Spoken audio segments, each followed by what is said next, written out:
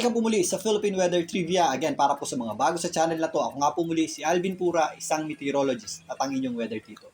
Ngayon, dumiretso na tayo dito sa Bagyong Enteng. Hindi na nga po naglandfall or tumama sa lupa ang Bagyong Enteng. Pero dumaplis po yan o dumaan ng napakalapit dito po sa isla ng Catanduanes. Kumilos po yan pa northwest at binaybay po yan ito pong mga katubigan dito sa eastern section ng Bicol region. Sa kasalukuyan, yan po ay nasa dagat pa at nandito sa may eastern section ng isla ng Pulilio. Although nasa dagat, yan po ay nagdadala po ng malawakang pag-ulan sa malaking bahagi ng ating bansa. Ngayon, tingnan natin itong ating satellite image. Sa kasalukuyan, maaliwalas po ang panahon natin sa malaking bahagi ng Mindanao. Malayo po yan sa mismong Bagyong Enteng. At kung may mga pag-ulan tayo dyan, yan po ay mga isolated o localized na pag-ulan lamang or thunderstorms. Nabawasan na din po yung ating mga pag-ulan dito sa eastern section ng Visayas at malaking bahagi ng central Visayas. Pero meron pa rin po tayong mga inaasahang pag-ulan dito sa western Visayas dahil po yan sa ating habagat or southwest monsoon, lalong-lalo na po itong isla ng Panay. Meron din tayong mga posibleng malalakas na pag-ulan dito po sa area ng Mimaropa, lalong-lalo na po ito pong area ng Mindoro dahil pa rin yan sa ating habagat or southwest monsoon na hinihila nitong Bagyong Enteng. Samantalang nagpapakita pa ang araw dito po sa ilang area ng Northern Luzon, lalong-lalo na po ang western section nito. Pero kailangan po natin maghanda dahil nga habang umaakyat ito pong Bagyong Enteng, mapupunta naman po dyan yung ating bulto ng kaulapan. So meron tayong inaasahang degrading weather o unti-unting pagsama ng panahon dyan mula ngayong hapon hanggang bukas. Samantalang ito namang eastern section ng Northern Luzon ay direktang naapektuhan na ng mga kaulapan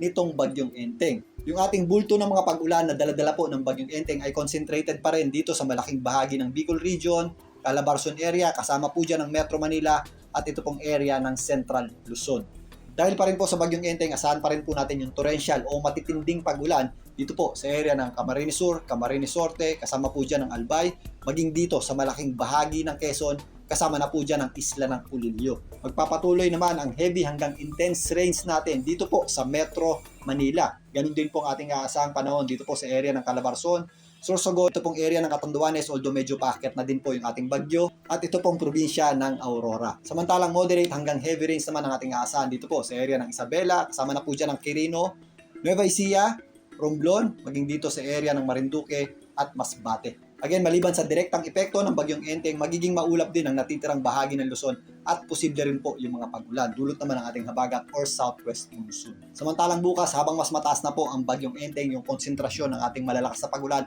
ay mapupunta po dito sa hilagang bahagi ng Luzon at Central Luzon. So posible po yung hanggang intense rains o malalakas na pag-ulan dito po sa area ng Cagayan, Isabela, Abra, Apayao at Ilocos Norte. Posibleng malalakas na pag-ulan din ang ating aasahan dito po sa mga kabundukan ng Cordillera, natitirang bahagi ng Ilocos Region, kasama na po dyan ang area ng Aurora. Ganon din po ang ating aasahan panahon dito po sa Cagayan Valley at ang area ng Quirino. Samantalang magpapatuloy din bukas yung ating mga pag-ulan dito sa malaking bahagi ng Central Luzon, lalong-lalo na ang western section nito. Yan po ang area ng Zambales at Bataan dahil naman yan sa ating habagat or southwest monsoon. May mga pag-ulan pa rin tayong aasahan bukas dito sa Metro Manila, dulot ng ating habagat or southwest monsoon.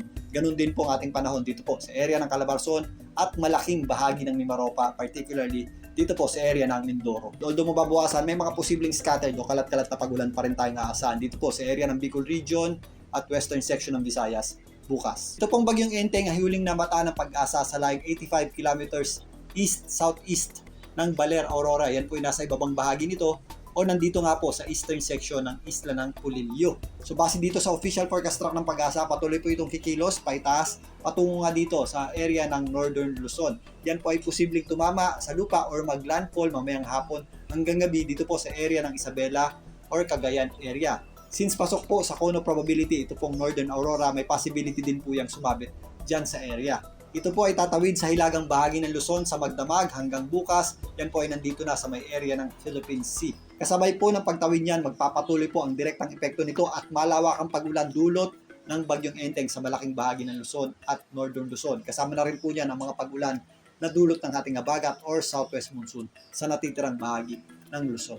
Ito pong Bagyong Enteng ay may radius na umabot sa halos 290 kilometers. Ito pong kulay dilaw, yan po yung ating at least tropical storm winds na sumasakop or umaabot na sa malaking bahagi ng Northern Luzon, Central Luzon, Metro Manila, kasama na po dyan ang malaking bahagi ng Calabarzon at Bicol Region.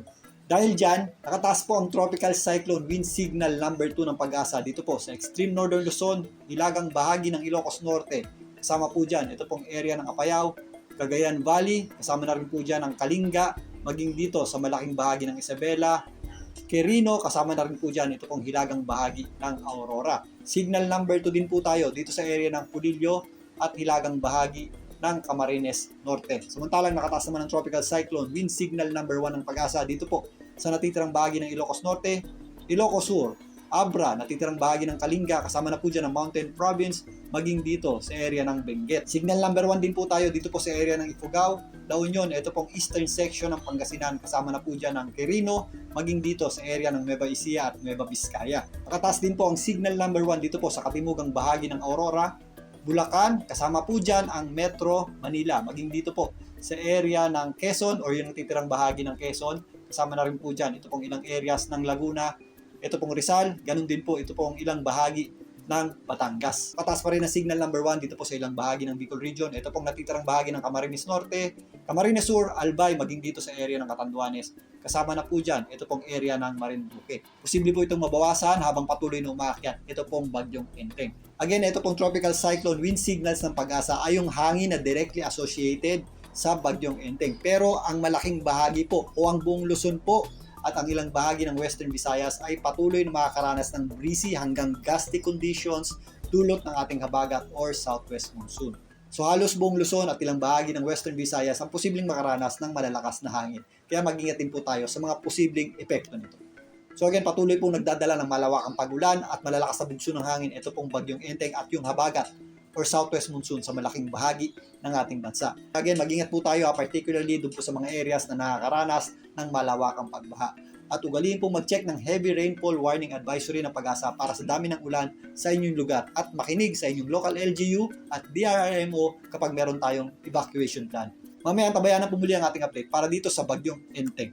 Muli, ito po ang inyong Weather Tito para sa Philippine Weather Trivia.